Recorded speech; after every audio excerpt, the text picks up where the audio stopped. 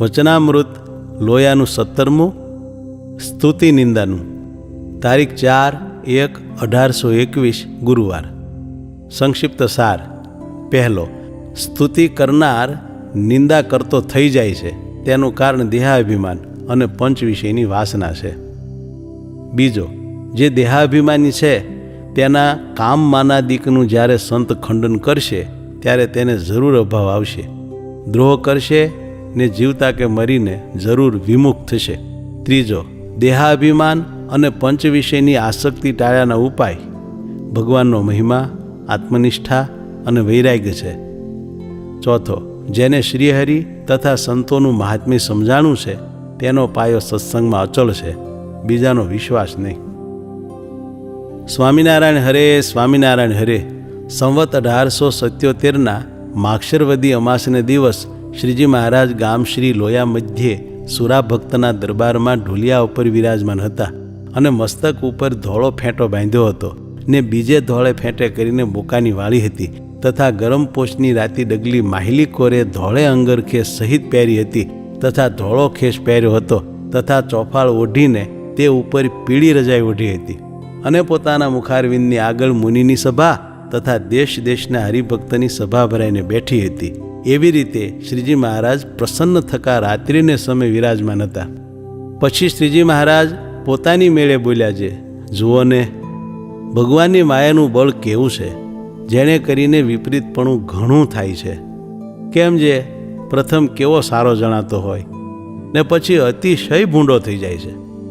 એમ કહીને પછી વળી પરમહંસ પ્રત્યે બોલ્યા છે, આજ તો પ્રશ્ન પૂછો તો વાર્તા કરીએ. ત્યારે નિત્યાનંદ સ્વામીએ પૂછ્યું છે, હે મહારાજ, પ્રથમ સારો હોય ને સ્તુતિ કરતો હોય અને તેનો તે પાછો નિંદા કરવા માંડે છે, માટે સૂજે એવો દેશ, કાળ, ક્રિયા, સંગ વિષમ થાય તો પણ સારો ને સારો જ રહે, પણ કોઈ રીતે વિપરીત મતિ થાય નહીં, તે શાણે કરીને થાય.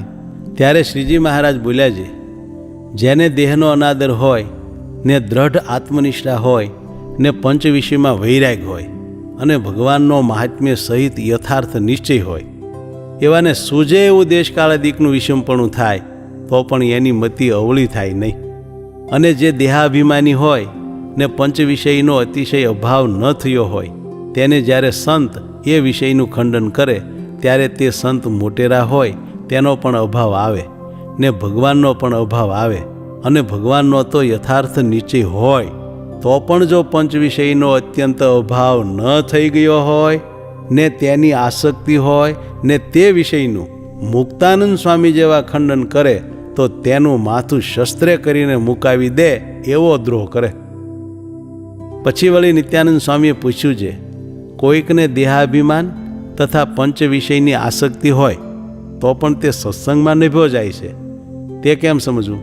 ત્યારે શ્રીજી મહારાજ બોલ્યા છે, એને જ્યાં સુધી કોઈક ધક્કો નથી લાગ્યો ત્યાં સુધી નભ્યો જાય છે, પણ જ્યારે કોઈક મોટા સંત અથવા ભગવાન તે માનને ખોદશે તથા સ્વાદ, દેહાભિમાન, લોભ, કામ, ક્રોધ એને ખોદશે ત્યારે એને જરૂર તે સંતનો અભાવ આવશે.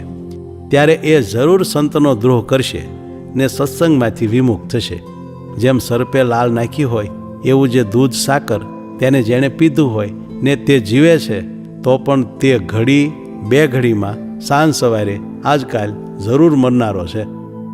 તેમ જે દેહાભિમાની છે તે મહિને, 2 મહિને, વર્ષે, 2 વર્ષે, 10 વર્ષે દેહ મૂક્યા સમયે દેહ મૂકીને જ્યારે ત્યારે પણ એ જરૂર સંતનો અભાવ લઈને પડી જશે.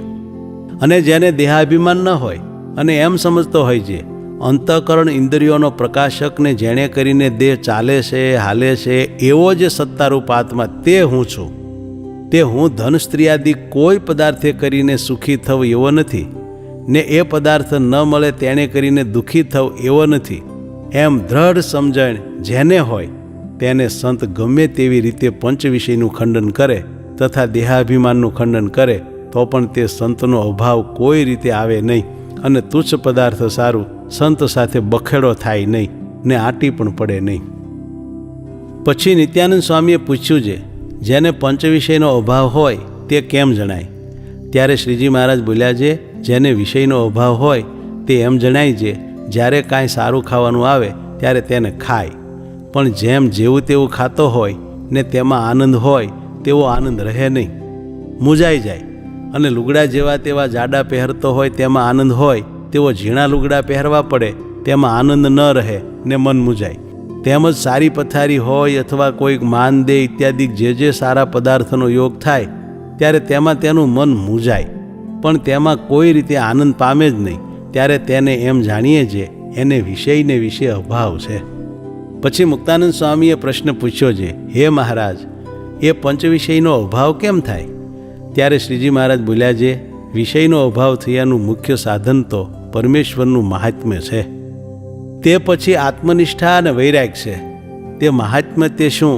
તો જે ભગવાનની બીકે કરીને ઇન્દ્ર વરસે છે, સૂર્ય, અગ્નિ, ચંદ્રમા પ્રકાશ કરે છે, પૃથ્વી સર્વને ધારી રહી છે, સમુદ્ર મર્યાદા નથી લોપતા, ઔષધિઓ ઋતુને પામીને ફળે છે, અને જે ભગવાન જગતની ઉત્પત્તિ સ્થિતિ પ્રલયને કરે છે, અને જેની શક્તિ કાળ છે, માયા છે, પુરુષ છે, અક્ષર છે, એવી રીતે જે ભગવાનની મોટપને સમજતો હોય તેને જગતમાં એવું શું પદાર્થ છે તે બંધન કરે?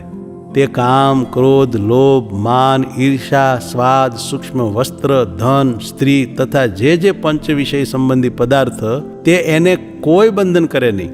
કાજે એણે તો સર્વનું પરિમાણ કરી રાખ્યું છે. જે ભગવાન તે આવા છે ને આવો એ ભગવાનના ભજન, સ્મરણ, કથા, વાર્તાને વિશે માલ છે, અને અક્ષર તે આવો છે ને આવું એ અક્ષર સંબંધી સુખ છે, તથા ગોલોક, વૈકુંઠ, શ્વેતદીપ સંબંધી સુખ તે આવું છે, તથા પ્રકૃતિ પુરુષ સંબંધી સુખ તે આવું છે, અને બ્રહ્મલોક સંબંધી સુખ તે આવું છે, ને સ્વર્ગનું સુખ તે આવું છે, તથા રાજ્યાદિકનું સુખ તે આવું છે. એવી રીતે એ સર્વના સુખનું અનુમાન કરીને અને ભગવાનના સુખને સર્વથી અધિક માનીને જે ભગવાનને વિશે જોડાણો હોય તેને એવો કયો પદાર્થ છે તે ભગવાનના ચરણારવિંદથી પાડે? કોઈ ન પાડે. જેમ પારસમણી હોય તે કોઈક લોઢાને અડીને તેનું સોનું થયું, તે સોનું પાછું પારસમણીનું કર્યું પણ લોઢું થાય નહીં, તેમ એવું જેણે ભગવાનનું મહાત્મ્ય જાણ્યું છે તે ભગવાનનો પાડ્યો પણ તે ભગવાનના ચરણારવિંદથી પડે નહીં. તો શું બીજે પદાર્થે કરીને એ પડે? ન પડે. અને એ ભગવાનને ભજતા હોય એવા જે સંત તેનું પણ એ બહુ મહાત્મ્ય સમજે છે. એવા મોટા જે ભગવાન તેના સાક્ષાત ઉપાસક એ સંત છે, માટે એ બહુ મોટા છે. જેમ ઉદ્ધવ પોતે કેવા મોટા હતા, પણ જો આવી રીતે ભગવાનનું મહાત્મ્ય સમજતા હતા તો પોતાને કાંઈ ડાપણનું માન ન રહ્યું, ને ગોપીઓના ચરણની રજને પામવાની ઈચ્છા અને વૃક્ષવેલીનો અવતાર માગ્યો. કેમ જે એવા મોટા ભગવાન તેના માર્ગને વેદની શ્રુતિ ખોળે છે, તે ભગવાનને વિશે એ ગોપીઓની પ્રીતિ અતિશય ભાળી. તેમ એવા ભગવાનના સંત હોય તેને આગળ માન કેમ રહે અને તેને નમાય કેમ નહીં? તેની આગળ તો દાસાનું દાસ થઈને રહેવાય, અને 5 ખાસડા મારે તો પણ ખમે, અને એમ સમજે જે મારા મોટા ભાગ થયા જે એવા સંતનો હું તિરસ્કાર સહું છું. નહીં તો પ્રારબ્ધ વશ થઈને બાયડી છોકરાના તિરસ્કાર સહવા પડત, તથા મા બાપના તથા રાજાના તિરસ્કાર સહવા પડત, અને પ્રારબ્ધ વશ થઈને ડોડીની ભાજી ખાવી પડત, તથા મોથ ખોદીને ખાવી પડત. તે કરતાં આ સંતને સંગે રહીને હું નિસ્વાદી વર્તમાન પાળું છું તે મારા મોટા ભાગ્ય છે. અને પ્રારબ્ધ વશ થઈને જેવા તેવા વસ્ત્ર તથા ચીથરા પહેરવા પડત, તે કરતાં આ સંતને સંગે રહીને હું ગોદડી ઓઢું છું તે એ મારા મોટા ભાગ છે. અને સંતની સભામાં જાય છે ને પોતાને માન જડતું નથી ત્યારે એ સંતનો અવગુણ લે છે, ત્યારે એને સંતની મોટપ જાણ્યામાં આવી નથી, નહીં તો અવગુણ લેત નહીં. જેમ મુંબઈનો ગવર્નર સાહેબ ખુરશી નાખીને બેઠો હોય ને તેની સભામાં કોઈ ગરીબ માણસ જાય ને તેને ખુરશી ન નાખી દે ને આદર કોઈ ન કરે, ત્યારે કાંઈ એને તે અંગ્રેજ ઉપર ધોકો થાય છે ને કાંઈ એને ગાળ દીધાનું મનમાં થાય છે? લેશ માત્ર પણ થતું નથી. શા માટે? જે એ અંગ્રેજની મોટાઈ જાણી છે, જે એ તો મુલકનો પાદશાહ છે ને હું તો કંગાલ છું, એવું જાણીને ધોકો થાય નહીં. તેમ જો સંતની મોટાઈ જાણી હોય તો તે સંત ગમે તેવો તિરસ્કાર કરે તો પણ ધોકો થાય નહીં, અને જેટલો લે એટલો પોતાનો અવગુણ લે, પણ સંતનો અવગુણ તો કોઈ રીતે લે જ નહીં. માટે જેને ભગવાનનું ને સંતનું મહાત્મ્ય સમજાણું છે તેનો પાયો સત્સંગમાં અચળ છે, અને જેને મહાત્મ્ય નથી સમજાણું તેનો વિશ્વાસ નહીં. ઇતિ વચનામૃતમ લોયાનું 17મું થયું.